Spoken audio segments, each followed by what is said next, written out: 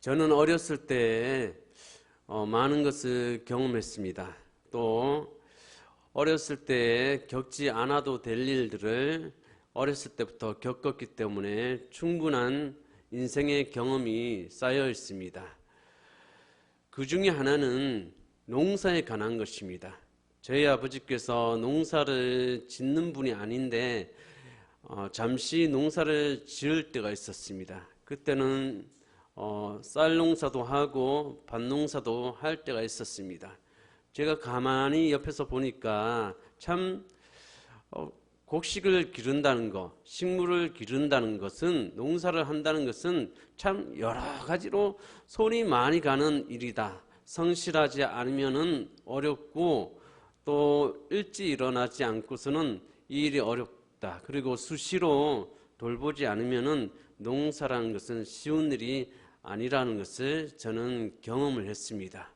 그 중에 하나는 이 씨를 딱 뿌리면은 저절로 자라는 것보다는 많은 부분을 김매기를 해줘요. 김매기라는 것은 저는 어렸을 때 김매기라는 말을 잘 몰랐었는데 이제 성장하면서 이 김매기가 뭔지를 알게 되었어요. 여러분 농사를 안 지어봐가지고 김매기가 뭔지 잘 모르시죠?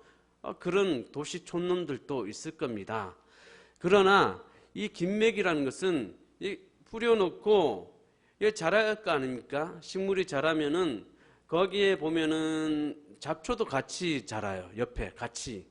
얘만 자라는 것이 아니라 잡초도 자라기 때문에 잡초도 뽑아주고 또 주변에 보면 돌 같은 것도 많아요. 잔돌 같은 거, 돌 같은 거, 그런 것들을 다 밖으로 치워내야 합니다. 그것을 가지고 김매기라고 합니다. 오늘 우리가 읽은 성경에 보니까 열매를 맺지 못하는 경우가 나오는데 그것이 바로 가시덤불에 뿌려진 그 밭을 말하고 있어요.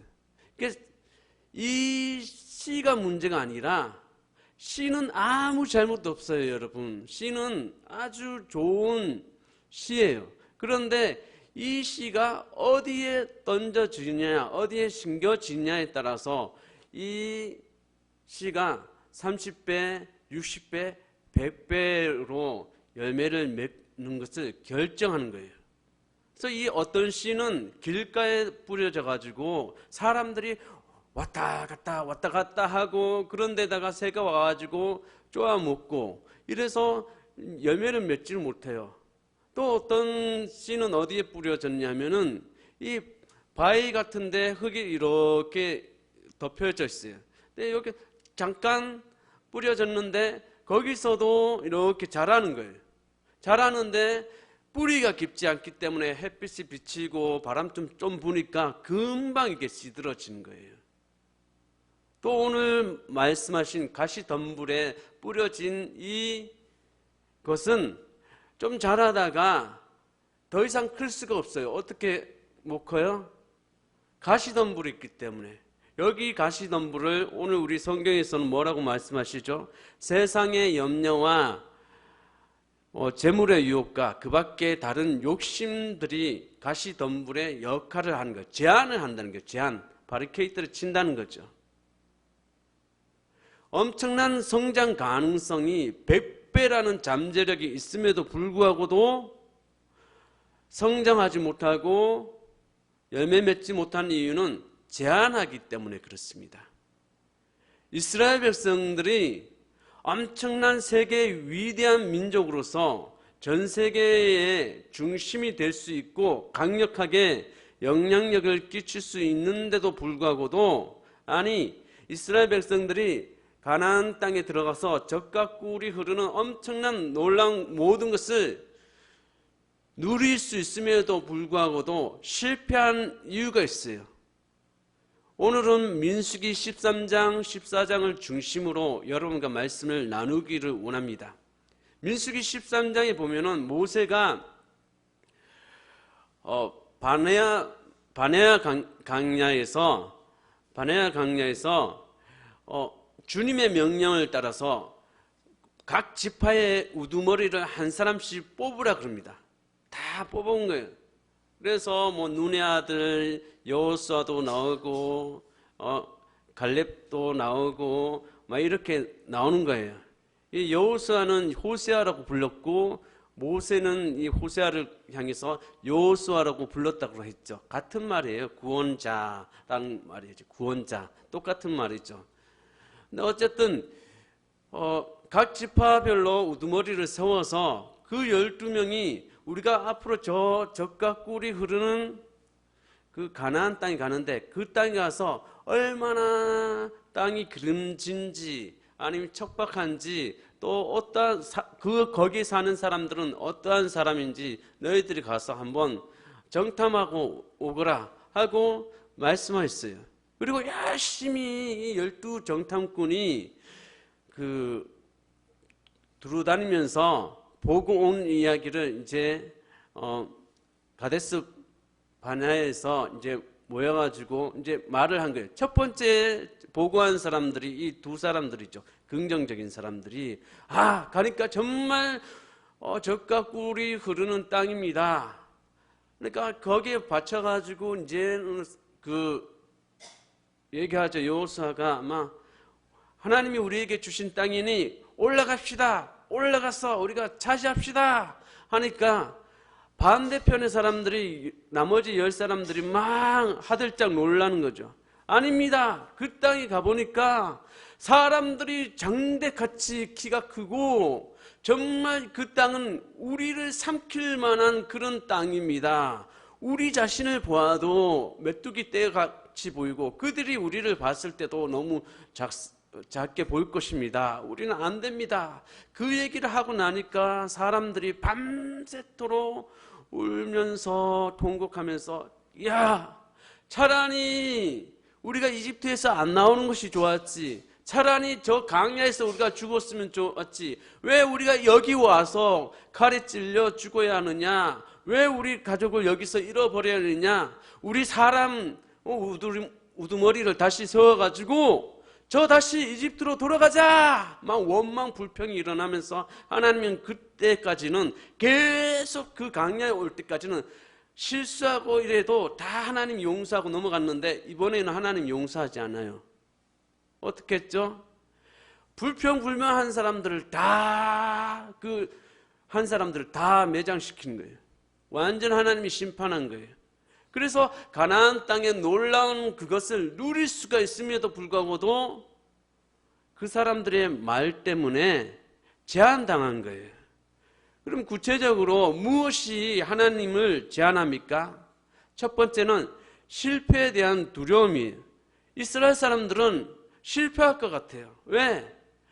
그 가나안 땅에 들어가서 보니까 사람들이 얼마나 큰지 장대같이 크다 그랬어요. 네피림의 후손이 자이언트라는 얘기죠. 굉장히 보통 사람들이 아니에요. 엄청난 이 네피림의 한 분파인 이 아낙 자손들이 살고 있는 것을 보면서 그들이 가진 무기들 이런 것들을 보면서 눈이 이렇게 뒤집어진 거예요. 우리가 이길 수 있을까? 우리가 할 수 있을까? 이런 생각이에요. 사람들이 새로운 모험에 대해서 두려워하는 이유가 무엇일까요? 어쩌면 실패할지도 모른다는 생각이 하기 때문에 그렇습니다. 우리는 새로운 모험을 할 때 불편함을 두려워해요. 새로운 모험을 통해서 성장하는 것을 굉장히 싫어해요. 벼랑 끝에 서는 것을 두려워합니다. 그러나 여러분, 그냥 저냥 살아가는 삶에 만족하지 마십시오. 인생은 모험이고 인생은 그 이상입니다. 인생에는 목적이 있어야 합니다. 나를 끌고 가는 어떤 것이 있어야 합니다. 그냥 아침에 일어나니까 일어나고 밥 주니까 먹고 배가 부르고 배가 아프니까 화장실 가고 또 직장 가야 하는 시간이 되니까 왔다 갔다 하면은 그것이 무슨 의미가 있습니까? 여러분, 삶의 목표가 있어야 돼요. 하나님께 큰 것을 기대해야 합니다. 위험 부담이 너무 많지 않아요? 그러다가 죽으면은, 그러다가 실패하면 어떡해요? 이렇게 생각하는 사람도 있을 것입니다. 그러나 그냥 죽는 것과 비참하고 우울하게 살면서 서서히 죽어가는 것이 뭐가 다릅니까? 우리의 인생의 목적, 웨스턴민스턴에 나오는 신앙 고백에 있는 인생의 목적은 하나님의 이름을 영화롭게 하고 그분으로 하여금 즐겁게 사는 것, 그것이 우리의 인생의 목적이에요. 하나님과 그 안에서 깊은 영적인 교제의 삶을 통하여서 우리 가족과 우리 공동체를, 그 모든 것을 변화시키는 것이 인생의 목적, 하나님께 영광 돌리는 것이 우리의 인생의 목적인데, 그냥 서서히 비참하게 살다가 죽는다는 것은 말도 안 되는 거예요. 우리는 본능적으로 우리가 모르는 새로운 것에 대한 두려움이 있어요. 그러나 성경은 말합니다. 요한일서 4장 18절, 사랑에는 두려움이 없습니다. 완전한 사랑은 두려움을 내쫓습니다. 여러분이 진실로 하나님과 역동적인 관계를 맺고 있다면 알 수 없는 것, 미지의 것을 두려워할 필요가 없습니다. 미래가 어떻게 될지 우리는 잘 몰라도 그 미래를 지고 있는 분이 누구인지를 우리는 알지 않습니까? 하나님은 여러분을 해치지 않습니다. 절대로 여러분을 해치는 일을 하지 않습니다. 여러분을 축복하기를 원하시는 것입니다. 처음부터 다시 시작하는 것도 두려워할 필요가 없습니다. 어떤 사람들은 말합니다. 하나님이 나를 아프리카로 보내시는 것이 아닌가? 그러면서도 하나님이 시키지도 않는 일을 두려워하는 거예요. 하나님이 아프리카로 가 이렇게 말씀하시기 전에 자기가 나는 아프리카, 내가 여기 있으면은, 이 공동체에 있으면 선교해야 하는 게 아니야? 아프리카로 가야 하는 거 아니야? 이렇게 시키지도 않는 일을 두려워합니다. 그러나 정말 하나님께서 아프리카로 부른 사람이라면은 반드시 아프리카를 사랑하게 되어 있습니다. 내가 목회자로 부르심을 받았나? 내가 선교사로 부르심을 받았나? 이 고민한다는 것 자체는 부르심을 안 받았다는 거예요. 부르심 받기 전에 이미 우리 안에 소원을 주십니다. 영혼에 대한 뜨거운 사랑을 주십니다. 진리에 대한 뜨거운 사랑을 주십니다. 하나님에 대한 뜨거운 사랑을 주십니다. 그리고 실제로 아프리카에 가게 된다면 그것에서의 삶이 너무나 만족하게 될 것입니다. 뭐가 있어서 만족하는 것이 아니라 하나님의 일을 한다는 그 자체가 자신에게 엄청난 만족이 되는 거예요. 그리고 사랑하는 영혼이 내 눈앞에 있다는 것 자체가 만족이 되는 거예요. 사례비를 많이 올려주기 때문에 만족하는 것이 아니고, 좋은 사택을 주기 때문에 만족하는 것이 아니라, 주님이 명령하신 그 일을 내가 하고 있다는 것, 주님이 사랑하는 자를 내가 사랑하고 있다는 그 자체가 제일 기쁜 거예요. 어떤 사람들은 뭔가를 시도하는 것조차 자체가 두려워서 아무것도 하지 않기 때문에 결국 실패한 삶을 살고 있습니다. 너무 몸을 사리는 거죠. 뭔가 시도하는 것, 뭔가 새로운 모험을 한다는 것 자체가 너무나 두렵기 때문에, 실패할까 봐 두렵기 때문에 결국은 실패한 삶을 살 수밖에 없는 거예요. 그 좋은 예로 열왕기 7장에 보면은 좋은 예가 나옵니다. 시리아 군대가 이스라엘을 이렇게 백성들을 둘러싸고 있다 보니까 안 그래도 기근이 너무 심해요. 너무 배고프고 목마르고 힘들어요. 얼마나 힘들었는지 동물의 짐승의 배설물까지도 아주 비싼 값에 팔리는 거예요. 여러분, 똥이 뭐가 필요해요? 여러분, 지금 우리가 똥 갖고 사용하는 것은 아주 극히 일부분이죠. 의학이 쓴다고 하긴 하는데, 근데 그게 보편적인 건 아니잖아요. 근데 어쨌든 짐승의 똥이 무슨 필요가 있어요, 배설물이. 그런데 아주 옛날에는, 지금도 아프리카에 보면은 연료를 어떻게 쓰냐? 나무도 없죠. 석탄 이런 거 없을 때 어떻게 해요? 짐승의 그 배설물을 바짝 말리는 거예요. 말려가지고 땔감으로 쓰는 거예요. 그런데 얼마나 기근이 심하면 이 동물의 배설물까지도 비싼 값에 팔렸어요. 왜? 사람들은 먹는 게 없으니까, 마시는 것이 없으니까 별로 안 나오는데 이 동물들은 하여튼 뭐라도 먹잖아요. 뭐라도 먹으니까 좀 크게 나오나 봐요. 게다가 어떤 두 여자는 자기들의 이 갓난아기가 있었는데 이게 죽여가지고 이렇게 죽여서 인육을 먹는 거예요. 오늘은 이 사람이 먹고 내일은 저 사람의 갓난아기를 인육을 죽여서 먹어야 할 정도로 아주 처참한 기근이 있어요. 성 안에 있는 사람들도 엄청난 기근이고 성 주위에 지금 시리아 군대가 이렇게 포위하고 있는데 그런 상황에서 이 성 밖에 있는 4명의 나병 환자들이 곰곰이 생각해 보니까 야, 성 안에 우리가 들어간들 사람들 우리 환영도 하지 않고 우리가 그 나병 환자라고 그 문둥병이라고 사람들 우리를 무시하고 받아주지도 않을 뿐만 아니라 성 안에 있는 사람들도 입에 풀칠하기도 힘든데 성 안에 무슨 희망이 있냐?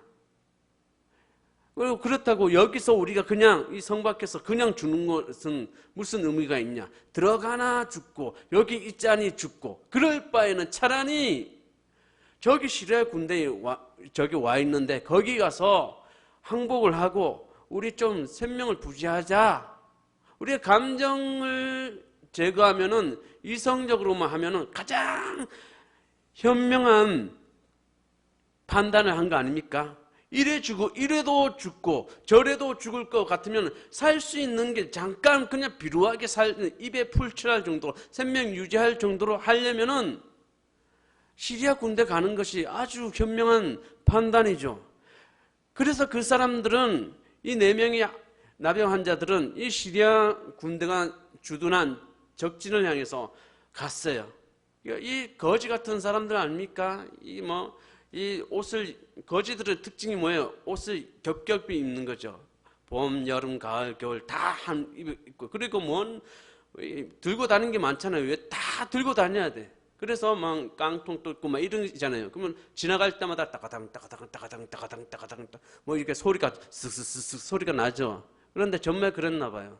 이렇게 이 거지 4명 이 나병 환자가 이렇게 쭉 가는데 뭘 소리가 하는지 하나님은 그걸 진동을 더 크게 해가지고 마치 군대가 진군하는 소리로 시리아 군대가 듣게 됐어요. 그래서 시리아 군대가 생각할 때 저 이스라엘 사람들이 저 이집트 군대와 연합해서 우리 쳐들어오는 거 아니야?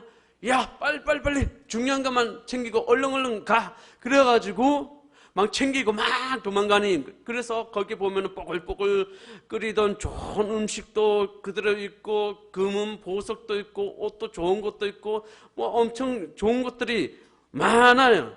그리고 막 짐승들도 있고 옷가지도 있고 이 모든 것을 다 내려놓고 도망간 거예요.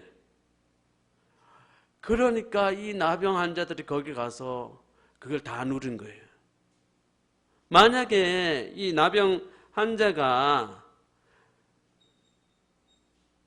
에이 가면 우리 죽는 거 아니야? 에이 실패하는 거 아니야? 이렇게 두려움을 가졌다면은 그걸 다 못 누렸을 거예요. 실패에 대한 두려움이 큰 문제입니다. 실패를 두려워하면 하나님께서 시키신 일조차도 시도하기 어렵습니다. 그러나 하나님은 우리를 향한 좋은 계획을 가지고 있습니다. 예레미야 29장 11절 너희를 두고 계획하는 일들은 오직 나만이 알고 있다. 내가 너희를 두고 계획하고 있는 일들은 재앙이 아니라 번영이다. 너희에게 미래에 대한 희망을 주려는 것이다. 나 주의 말이다. 하나님만 계획을 가지고 있으니까 우리의 계획을 모르니까 자꾸 불안하잖아요. 계획을 모르니까. 그런데 그 계획이 나쁜 계획이 아니고 재앙이 아니라 번영이라고 말씀하잖아요. 하나님 그런 번영이라는 결론을 알고 있다면 번영이라는 결론, 평안이라는 결론을 우리가 알고 있다면 두려워할 필요가 없어요. 하나님은 우리를 해치지 않는다니까요, 여러분. 그래서 실패한다고 우리 인생이 끝나느냐? 아니요. 실패를 통해서 더 많은 것을 배울 수 있어요, 여러분. 제가 너무 아파봤기 때문에 병이 치료돼야 한다는 거 잘 압니다. 여러분들이 뭔가 부족함을 느껴봐야 이 죄가 엄청난 나쁘다는 것을 여러분이 알고 있으면은 은혜가 얼마나 소중한지를 아는 것처럼 여러분 그 모든 것이 하나님의 번영의 계획 속에 들어가 있는 것입니다. 그러므로 우리는 실패할까 두려워해서는 안 되는 것입니다. 실패할 것 같아서 시도조차 하지 않는 것은 하나님을 제한하는 것입니다. 실수할까 봐 몸살이는 것은 가장 큰 실패라고 믿습니다. 실패할까 봐 아무것도 안 하는 것 자체가 가장 큰 실패라는 거예요. 우리는 조그만 실패가 쌓여서 큰 성공을 이루기 때문에 뭔가 새로 시작하는 거, 뭔가 새롭게 모험하는 거 괜찮아요. 누가 지금 밀어줘요? 이스라엘은 지금 민수기 13장에서 누가 밀어줘요? 이제 하나님이 이제 가나안 땅을 가라. 내가 이미 갔다가 왔는데 가라. 너희들이 살 땅이야. 가라. 도전해. 너희들이 내 이름으로 가면 다 그 가나안 7 족속들 다 쫓아낼 수 있으니까 가라 했는데도 그 사람들이 너무 실패할까 봐 두려워하니까 벌벌 떨면서 시도조차를 안 하는 거예요. 회의를 하면 되잖아요. 어떻게 할까? 어떻게 할까? 사람들이 장대같이 커. 그러면 그 사람들이 힘을 역이용할 수 있는 방법은 무엇이 있을까? 그들의 약점이 무엇일까? 회의하면 되잖아요. 그런 회의가 시작하는 시도잖아요. 근데 회의조차 않아. 그 나쁜 소문을 퍼뜨렸다 그랬어요. 나쁜 소문을 퍼뜨리니까 백성들이 일어나가지고 원망, 불평하고 결국은 멸망당하잖아요. 누구만 들어가게 돼요? 2사람하고 이제 이스라엘 2세대들만 들어가게 되잖아요. 두 번째로 하나님을 제한하는 것은 무엇일까요? 사람에 대한 두려움입니다. 하나님께서 우리 삶에 행하실 일을 제한하는 두려움 중에 하나는 사람에 대한 두려움입니다. 한마디로 사람들의 비난에 대한 두려움입니다. 많은 그리스도인이 사람들의 비난에 집착하는 이유는 자신의 열등감이에요.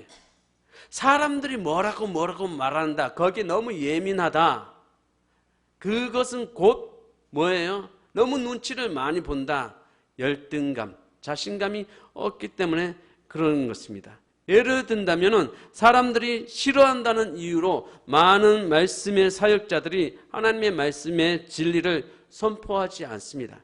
이 얘기를 하면, 이 말씀을 전하면 사람들이 떠날 텐데, 교회를 옮길 텐데, 아니 나를 신뢰하지 않을 텐데, 이러기 때문에 정말 중요한 진리를 선포하지 않습니다. 다른 사람들의 비난을 견디지 못할 정도로 열등감에 시달리는 사람이라면 하나님의 풍성한 삶 가운데 결코 누릴 수가 없습니다. 사람을 두려워하는 것은 우리를 향한 하나님의 계획을 제한하기 때문에 그렇습니다. 성경은 말합니다. 잠언 29장 25절 사람을 두려워하면 올무에 걸리지만 주님을 의지하면 안전하다. 사역자가 아니더라도 교묘하게 하나님을 제한하는 일들이 있습니다. 예를 들어서 직장 가운데서 누군가 우리가 믿는 바를 완전하게 상반된 이야기를 누가 한다. 개나 소나 상관없이 고양이나 아무나 자도 된다. 뭐 이런 동성애 얘기를 한다든지 뭐 진화론 얘기를 한다든지 이렇게 할 때 사람들이 비난할까봐 너 굉장히 비과학적이다. 너 굉장히 쿨하지 못하네. 그런 건 너무 옹색한 거 아니야? 너 꼰대 아니야? 뭐 이런 소리 들을까봐 침묵을 한다. 그 사람들은 핍박하는 그 사람들은 우리를 향해서 육체적으로 핍박할 수는 없지만 여러분을 보면서 고개를 흔들면서 전례 흔들면서 여러분을 자기들의 모임에 끼워주지 않거나 아예 왕따를 시킬 수 있습니다. 그럴 때 대부분의 그리스도인들은 진리를 말하지 않는 거예요. 선생님이 엉뚱한 얘기를 하는데 막 진화론이 뭐 어떻게 얘기를 하는데 단호하게 자기가 믿는 바를 자기가 알고 있는 건전한 과학 상식에 의해서 거기에 대해서 말하지 못하는 것은 사람을 두려워하는 거예요. 사람을 두려워하는 거예요. 동성연애 아주 공공연하게 얘기하는데도 말하지 못한다. 직장에서 이중장부를 쓰는데 말하지 못한다. 사람을 두려워하는 거예요.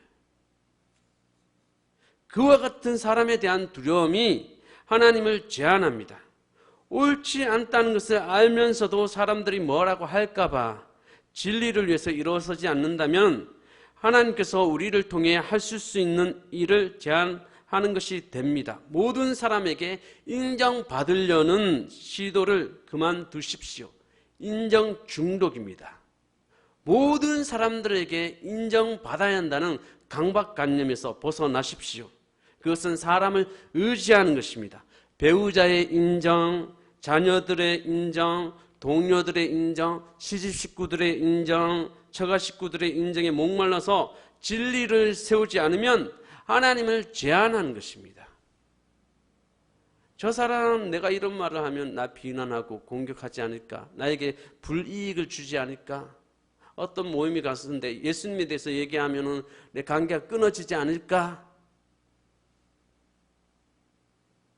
하나님은 그것을 그대로 다 보시는 거예요. 그 사람을 통해서 하나님은 일할 수가 없습니다. 그렇다면 사람들에게 거절받기를 좋아하라는 말입니까? 아니요. 그런 얘기가 아니라 하나님께서 나를 사랑하는 것으로 충분한 단계에 이르라는 거예요. 하나님이 나를 사랑하고 하나님이 나를 인정하면 세상 사람들이 뭐라고 비난하고 공격할지라도 나는 하나님이 말씀하신 것을 그대로 말한다. 이 정신을 가지라는 거예요. 사람에 대한 두려움, 비난과 거절에 대한 두려움 때문에 하나님께서 하라고 하신 일들을 하지 않는다면 그것이 바로 하나님을 제한하는 것이 됩니다. 다른 사람들의 비난과 거절이 두려워서 하나님께서 하라 하신 일을 하지 못하는 사람들이 많습니다. 그 사람들은 생각하기에 가족들은 어떻게 생각할까? 그 사람은 어떻게 생각할까? 내가 미쳤다고 생각하지 않을까? 이 모든 것이 사람을 두려워하는 것이고 사람을 두려워할 때 하나님을 제한한 거예요. 그래서 교회 일이나 그 어떤 일이나 사람을 두려워하기 시작하면은 말씀 그대로 올무에 빠집니다. 우리는 그 두려움을 뛰어넘어야 합니다. 어떤 사람의 의견보다도 하나님의 의견을 높은 곳에 놓아서는 안 됩니다. 사람을 두려워하면은 우리의 삶 속에서 하나님의 역사를 제한하게 되는 것입니다. 세 번째로 하나님을 제한하는 것이 뭐냐면은 이 자아상, 부정된 자아상입니다. 민수기 13장 14장에 보면은 열정탐꾼의 자아상은 뭡니까? 우리가 스스로 보기에도 메뚜기 떼 같아. 그들의 눈에도 그렇게 보였을 것이다. 이렇게 부정적인 자아상을 가지면은 대개 어떤 열등감이 있느냐면은 여러 가지 열등감이 있을 수 있죠.